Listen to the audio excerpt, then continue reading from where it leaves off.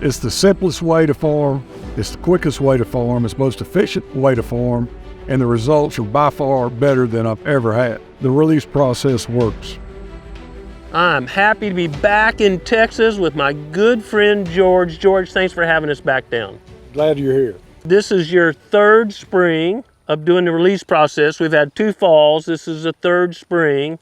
And I'm going to remind people, we'll put a link in the description of the last episode so people can kind of catch up. But Right. You were a naysayer. Is that accurate to say? You can say it a little stronger if you wanted to. I did not agree with what you proposed. Let's just say that. George just showed us 4 or 5 discs sitting back there that you proudly used for years. Forever. That's what the way I was taught to. Yeah. And you went from maybe what, a 5 or 6 footer to like a 12 or 15 footer. Right. Bat wing disc. Yeah. You used them all. George had a disc for every occasion, man. And you haven't used those last couple of years. Haven't used them in 3 years. Since I first met you and we started this. I have not used them. Are you growing better food plots now? Absolutely. It's the simplest way to farm.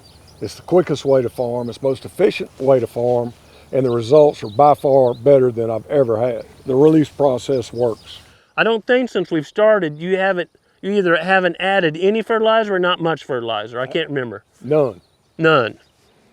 So when you take out disking and diesel and time, labor and fertilizer, you've saved a pretty fair penny. Absolutely. Absolutely. Like I said before, we bush hog it, disc it each food plot 4 times, drag it, seed it, drag it again, then fertilize it, and then use chemicals when we need it. And I haven't done anything but the release process with the seed drill. I've cut my seed cost by 1/3, and I'm doing 3 times the amount of land that I was doing. Wow. Acres, because when I was here the first time, we laid out some more food plots. Right. Because George has a pretty good sized piece of land in East Texas, piney country. You can see the pines behind us. And the pines were closed canopy and needed a thinning, and we talked thinning, and you've since thinned and burned some. So we've released a lot of native food and a lot of tons of food in your food plots. Absolutely. And I think, I have some benchmarks or easy to see stuff for myself and others to follow. And I believe this is accurate. You weren't finding any earthworms before we started this. No, I never knew to look for one, but definitely would not have had one when we did look. And I mean, you're disking 4 times, there's not much of a chance for a worm to survive. Yeah. And collapsing the soil structure. Right.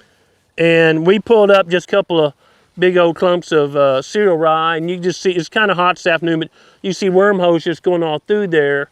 This was light colored sand or iron, what we call iron ore fields, old rusty color stuff. Right. When we started, common soil type here. And it is dark now. I won't say black, but it's very dark. Just the smell of the dirt there was no life in it. It was dry. You couldn't hold it, had no moisture in it. And now it just smells alive, smells like potting soil. And the soil has turned blacker. There's some food plots where it is black. We're on a knoll right here. It's kind of dry right here. The soil has come alive, no doubt. In a tough soil, sandy soil, we get a lot of viewers that will write and say, hey, Grant, that's good what you're doing up there in Missouri. They think I'm in northern Missouri. They don't realize I'm in the Ozarks where it's all rock. Right. So I don't think they appreciate the gains we've made. But you're in sandy soil. So all of them guys that, Texas, Louisiana, Mississippi, Alabama, Georgia, South Carolina, Virginia, below the coastal plain, below the Piedmont, getting the coastal plain, sandy soil, it would work. Absolutely. The compaction of running all those implements over the ground has squeezed all the air out of the ground, and now by not doing that, the mixed blend that the release process uses has aerated the soil and brought life back to the soil. We have no erosion anymore. None. I used to battle erosion, and when you have it all disced up to sand and you get 1 inch of rain, you had to fight erosion. And we don't have any erosion problems except in the road where we don't plant. Yeah, roads are always an issue, right? So we had a blend here that you had a really bad freeze, not just frost, a freeze, which is kind of rare for this part of Texas. About what time was that, George? That was like in February, 1st of March, and I guess the middle of March. But we had turnips about knee high in every food plot, and within 2 days it was flat as a pancake, and we had nothing. So right All here of that has grown since then. is a old turnip carcass. It's rotten, and look at that big old root mass on there. Notice the sand. This is sand is sticking in the roots. You weren't even growing them that big before I got here. No. And it was just sand. It would literally go through your fingers. I remember, I don't think we were filming it. You could just do this and it'd go through like an hourglass. Right. Is that not true? That is true. So this is a big old slow release fertilizer package. It's partially decomposed already. It smells like it's decomposing in there. But that dirt is just sticking on there. This is the root mat that just broke off. And I mean, you can't look in there and not see some root. That's where we're building organic matter, and I've been guilty of this myself, but you look at this, 5-6 foot tall stuff out here, and you're thinking drilling crimp, that's more organic matter, but it's 70% has come from this tremendous root mat, and this is broken off. It goes much deeper than this, obviously in this sandy soil. Right. Folks, when I say deeper, I know cereal rye often goes 3, 4, 5, 6 feet deep. Right. Where if you had a hard pan, like when you're disking, you can't get to the nutrients down there 3 or 4 or 5 feet. Which makes a huge difference. So you want to, just a corner of steak, or do you want to eat the whole steak? Well, when you get a root all the way to the ground, you're not getting the steak tip, you're getting the whole steak. Right. That's what that plant's doing. So I'm so proud of you. You took a leap of faith, believing this old Missouri boy. Off camera, it wasn't quite that pleasant, but he took a leap of faith, and you're well on your way now. You're getting close to getting on cruise control. Right. It's gotten really easy, and the results are getting more consistent. Even when Mother Nature throws us a curveball, we have a drought, or we get 4 inches of rain. We're almost a foot ahead of schedule on rain this year, and it's still thriving. We've got more food now than we've ever had. Yeah, I'm super excited for the hunts George will share with us in the future, because you were running on like third world country nutrition from a deer point of view when I got here. And a combination of the food plots and the timber thinning and prescribed fire and all the things you're involved in are really turning this around. It really is. Now when we come out and use thermals to look for pigs or whatever, you see deer in the food plots at night, but where you really see them now is where Grant had us thin the timber back, and the sun's hit the floor, and all the vegetation came up, and now you see the deer walking through the forest eating at night. So it's just made a big change. Yeah, and that's a great thing to have when you drill through here. You're obviously going to interrupt the growth cycle a little bit, but we got plenty of groceries right there 50 yards over here. So the magic is blends, no single species. I interchange, we'll share later, but of emails guy we're working with, Keith, great guy, and he had just his comparison, he had some clover seed left. He planted one field just clover and one field with the green cover blend. Last fall, just did a soil test. Well, the clover field was very acidic, and the blend was, I don't remember, 6.5, a really good growing pH. I don't remember exactly what it was, so I don't want to say because we'll show it. And he wrote me, and I thought I knew, but I asked Keith Burns and Patrick Freeze, Dr. Freeze at Ward Labs, hey, is this, what I think it is?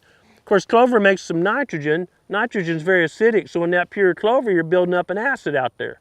All that nitrogen, which is good, but comes with a cost. When you have a blend, your other plants are using any excess nitrogen. You don't have to worry, and your pH just gets better and better, and will balance out, neutralize out 6, 8, 7, somewhere in there, which you're obviously achieving right now. Right. So George, when we walked out here, I just happened to see this. My place, Tracy finds all the antlers, but I happened to see this when I called you over and let you pick it up because your property. But it's not just a cool antler from a young buck. Obviously, Basil's come from this young buck, but I want you to look at how the dirt is sticking, not dirt, soil, which was sand, is sticking, and root hairs all over, because we've got really active bacteria. Now, you haven't put any bugs in a jug, no fancy go-go juice on here. No.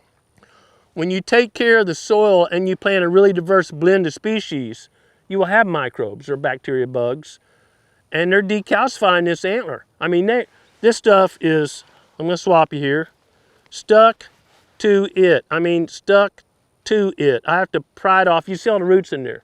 They're going in there and getting calcium and phosphorus because, you know, in the old days, buffalo die or deer die, those skeletons got decalcified quickly by active soil. Right. Well, you've reached that state. And we saved the flat tire when you're planting, but this is maybe one of the better testimonies of what you got going on. Well, we're gonna ride around. That's one little introduction. Want to ride around, and I really appreciate George allowing us to come film here. Some landowners don't want that, so thank you for sharing your experiences, your testimony with us, and y'all come along today as we go look around. But you can see behind us, and I said this at my place the other days, it's like beautiful waves of grain. Yeah. This is just getting in the dough stage or just getting ready to plant. No one can argue the production on sandy soil. Just looking through here, you're what, 6'3", 6'4", somewhere in there? 6'2" or 3", whatever. And I'm 6 foot, so George is cheating a little bit up here in Texas, but Gotta have the shade. this obviously very productive field, which leads to productive does, which leads to productive fawns, which leads to bigger antlers. And quite candidly, East Texas is not known as a big buck production area, right? People go to South Texas and deer all eating out of a soybean feeder or something like that. We're gonna grow deer here just as good as South Texas. I'm gonna give you my word on that. All right, we're looking forward to it, and it's happening. I see it happening. Growing Deer is brought to you by Bass Pro Shops and Cabela's. Also by Green Cover Food Plots, Winchester, Moultrie Mobile, Fleet Outdoor Apparel, Morel Targets, RTP Outdoors, Fourth Arrow, Scorpion Venom Archery, Case IH Tractors, Ward Laboratories, Burris Optics, National Land Realty, G5 Broadheads, Prime Bows, and Redneck Hunting Blinds.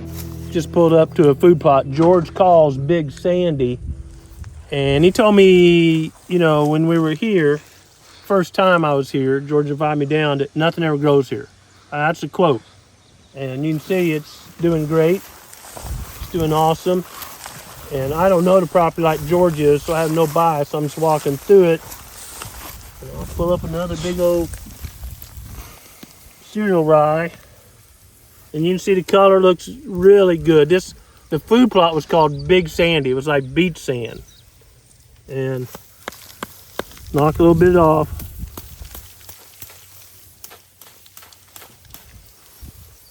Look, and when you pull it out, you've done this here, you're breaking all the little hair roots off, but look at that. That's a lot of organic matter. Just dense in here. Just dense. And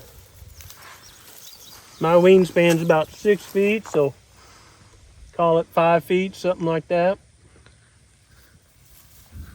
From one little seed, all that grew, all this biomass, no irrigation, no fertilizer, no insecticide, no herbicide. I could talk about the principles fair, but when I look around this sea of 5 foot tall, more or less stuff, why wouldn't you do this? Why wouldn't you want to improve the soil like this? This food plot never, ever had a chance. And now this is one of the top 3 food plots on the entire property.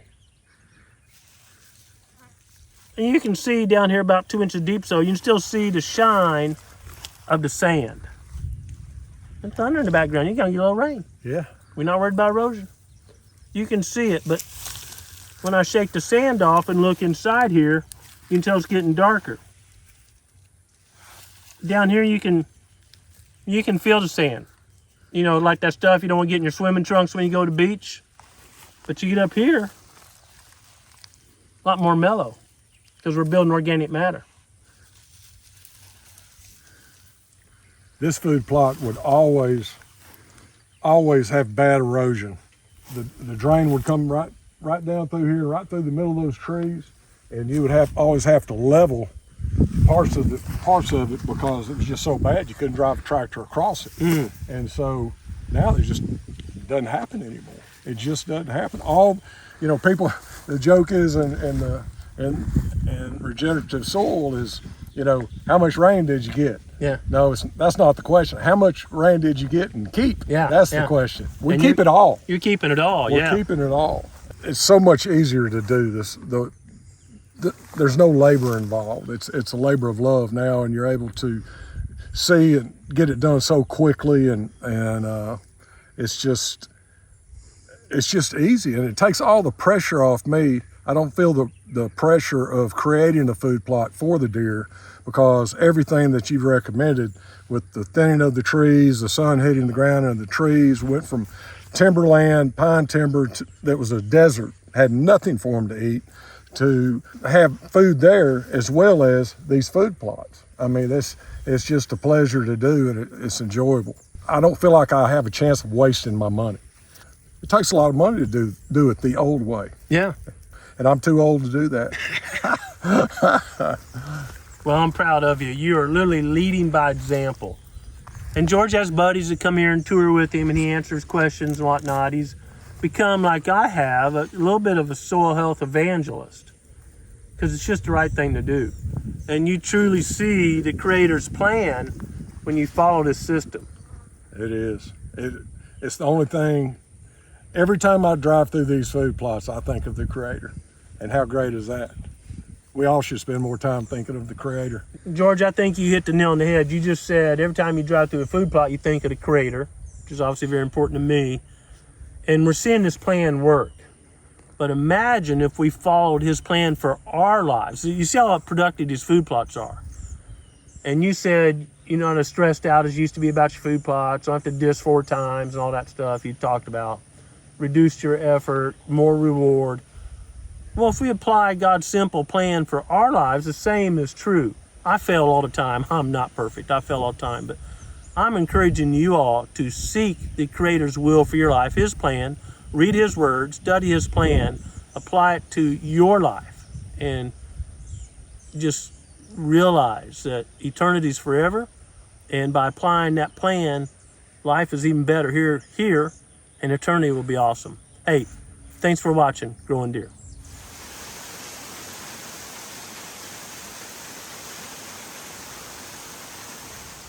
So we just got 1.6 inches of rain, and this is more of a clay soil. And so back in the day when I was disking, using disc and bush hogs and drags and putting all that downward pressure on the ground, it made a hard pan. And so when it would rain, this little low area right here would just be a big sheet of water. And you'd have different places of water all the way across it. And now, since doing the release process and using a no-till drill, by not putting all that pressure down on this, the ground absorbs the water. It takes the water. And this ground took 1.6 inches of rain, and I'm walking around in my leather boots, and there's no water. Where'd it go? It went in the ground. It didn't run off. So there's no erosion, and I'm keeping 1.6 inches of rain. People just ask, how much rain did you get? I didn't get it. I kept it, 1.6 inches right here. The release process works.